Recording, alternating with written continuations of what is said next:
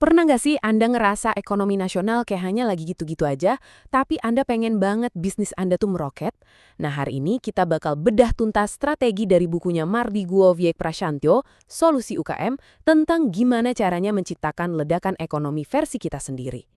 Jadi, pertanyaannya kan gini, gimana caranya kita sebagai pengusaha bisa tetap maju, bisa tetap makmur, meskipun kondisi ekonomi di luar sana lagi nggak jelas? Nah, penulis buku ini katanya sih punya jawabannya. Oke, sebelum kita ngomongin solusi, kita perlu kenalan dulu nih sama musuh besarnya. Menurut sang penulis, ada satu masalah inti yang bikin ekonomi nasional kita ini jadi susah tumbuh. Penulisnya ini mulai dengan satu istilah yang unik banget, BUMN-isasi. Coba bayangin, menurut dia, perusahaan-perusahaan milik negara itu saking dominannya, sampai-sampai mereka menguasai hampir seluruh pasar domestik. Ini nih, bagian yang paling provokatif. Klaim dia adalah, sistem ini pada dasarnya cuma muterin uang rakyat di dalam negeri aja. Jadi bukannya kita menghasilkan kekayaan baru dengan ekspor ke luar negeri, kita malah jualan ke rakyat kita sendiri. Biar gampang, dia pakai perumpamaan rumah tangga. Menurut dia, negara kita ini sekarang posisinya lagi kayak keluarga yang lagi dalam kondisi bas atau lesu, bukan boom. Di mana uangnya itu, ya, pas-pasan, cuma cukup buat kebutuhan sehari-hari. Intinya apa? Ya, kondisi kayak gini tuh bikin pengusaha swasta dan UKM jadi susah napas.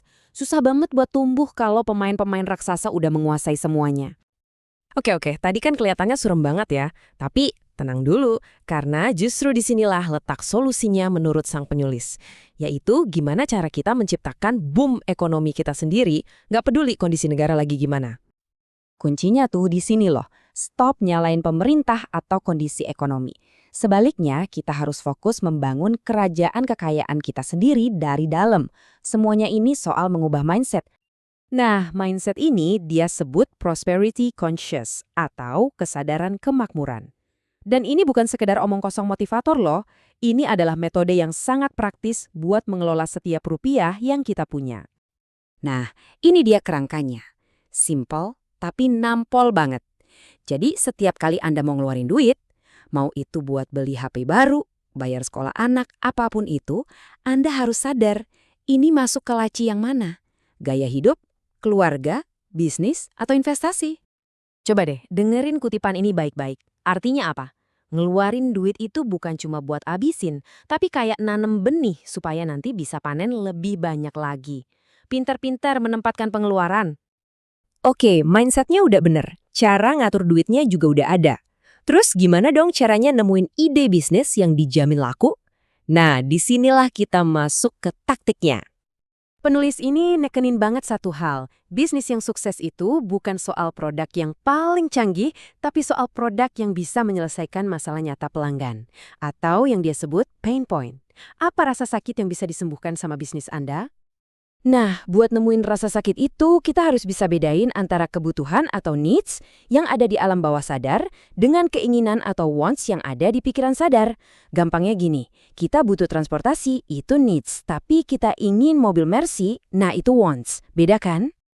Nah, ini dia intinya. Orang mungkin datang dan beli karena keinginan sesaat. Tapi kalau mau bisnisnya awet dan pelanggan setia, kita harus ngerti kebutuhan mereka yang paling dalam, yang bahkan mungkin mereka sendiri nggak sadar. Nah, sekarang kita sampai di bagian puncaknya nih. Sebenarnya apa sih tujuan akhir kita kerja keras banting tulang sebagai pengusaha?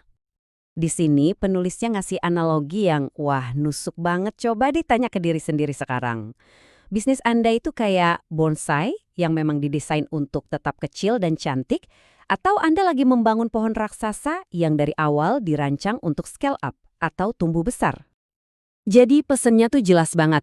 Dari hari pertama, berpikirlah seperti raksasa. Bikin sistem yang bikin bisnis makin gede itu makin efisien, bukan malah makin pusing kepala dan makin banyak masalah. Dan buat ngegambarin fokus yang luar biasa ini, penulisnya ngajak kita belajar dari kisah Michelangelo waktu dia mau memahat patung David. Dia nggak mencoba membuat David. Dia cuma melihat bongkahan marmer dan membuang semua bagian yang bukan David. Dan pertanyaan penutup ini, wah, ini bukan cuma buat bisnis loh, tapi buat hidup kita juga. Untuk bisa menciptakan mahakarya versi Anda sendiri, coba pikirin deh bagian mana dari hidup dan bisnis Anda yang sebenarnya bukan David dan harus dibuang hari ini.